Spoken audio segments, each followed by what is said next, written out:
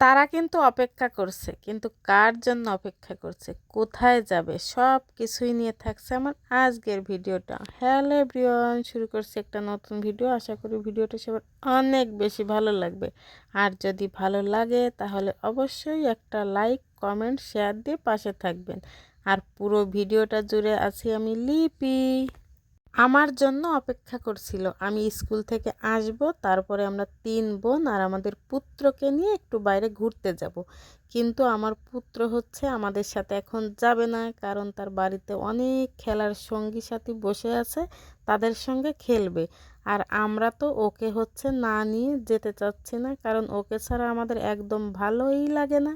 কিন্তু আমরা একটু তাকে বুঝিয়ে সুঝিয়ে এক পর্যায়ে জোর করেই নিয়ে যাচ্ছিলাম। এই যে দেখেন, আমরা সবাই কিন্তু অনেক খুশি, কিন্তু তার মুখে একদমই হাসি নেই। যদি সুযোগ পায় তাহলে মনে হয় যে 24টা ঘন্টাই সে খেলতে পারে, তার কোনো বিরক্তি বা অলসতা কিছুই নেই। যাই হোক, খুবই অল্প সময়ের ভিতর এই যে আমরা চলে এসেছি আমরা যেখানে ঘুরতে আসব।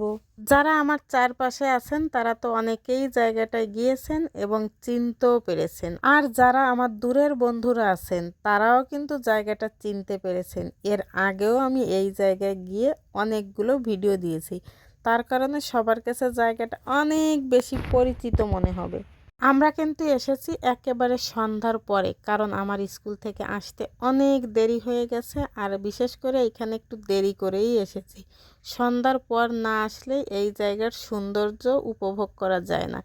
এত সুন্দর লাইটিং না দেখলে আপনারা বুঝতেই পারবেন না, আর লাইট না জ্বালালে মনে হবে যে একটা মাঠ পড়ে আছে। চলে আসার সাথে সাথে আমাদের চলছে ফটোশ্যুট। আর এই যে আমাদের দুই ছোট পিচ্চি, দুইজন তো সারাক্ষণ খুঁটিনাটি বিষয় নিয়ে ঝগড়া করতেই থাকে। আমার ছোট বোন হচ্ছে ওকে একটু রাগিয়ে বেশ মজা পায়, তবে তাতে কি, দুইজনের কিন্তু ভালোবাসার কমতি নেই।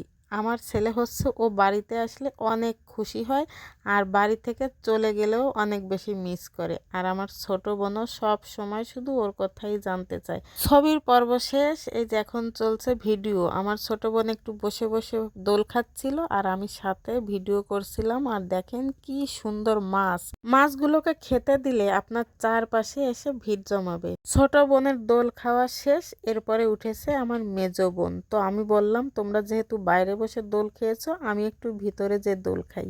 আমরা আগে একদিন এসেছিলাম, সেই দিন কিন্তু এই জায়গাটায় একটুও চান্স পাইনি, মানে এত পরিমাণ ভিড় ছিল, সিরিয়ালে দাঁড়িয়েছিলাম।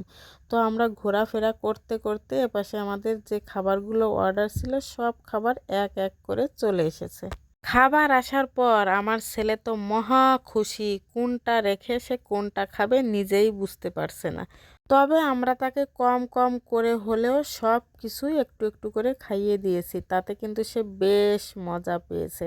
ছোটবেলা থেকেই আমার ছেলেটাকে খাবার নিয়ে তেমন কোনো ঝামেলা করতে হয়নি, যা দিয়েছি যখন যা পেয়েছে সব কিছুই মনের আনন্দে খেয়ে নিয়েছে। টেবিলে খাবার দেখে তার যে কি হাসি, এটা আপনাদের সঙ্গে একটু শেয়ার না করলে হয়। একটু দেখেন আমার ছেলেটা কত খুশি। আমরা হচ্ছে এক জায়গায় বসে সন্ধ্যার খাবারটা খেয়েই নিলাম। আজকে হচ্ছে আমার ছোট বোনের বিশেষ অনুরোধে আমরা বাইরে একটু ঘুরতে এসেছি। আর ভিডিওটা কিন্তু আমার আরও 2 সপ্তাহ আগের, আমি এডিট করতেও পারিনি আর আপনাদের সঙ্গে শেয়ার করতেও পারিনি। তো ভিডিওটা যেহেতু করাই ছিল, তাই ভাবলাম এডিট করে আপনাদের সঙ্গে একটু শেয়ার করি।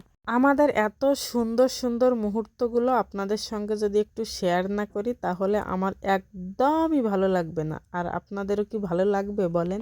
কারণ আমি জানি আপনারা আমার এত সুন্দর সুন্দর মুহূর্ত দেখতে খুব বেশি ভালোবাসেন। কথা বলতে বলতে দেখেন টেবিল ভর্তি খাবার সব আমরা খেয়ে একেবারে পরিষ্কার করে ফেলেছি। তবে এত বেশি খাবার অর্ডার করা হয়ে গিয়েছিল যে আমাদের খেতে খুবই কষ্ট হয়েছে, মানে এক একজনের আইটেম এক একটা ছিল, পরে হচ্ছে সবাই ভাগে খেয়েছি, এই জন্য আমাদের খেতে অনেক বেশি কষ্ট হয়েছে। ফাইনালি আমাদের খাওয়া দাওয়া ঘোরাফেরা শেষ, আমরা বাড়ি চলে আসলাম আর ভিডিওটাও এখানে শেষ করলাম।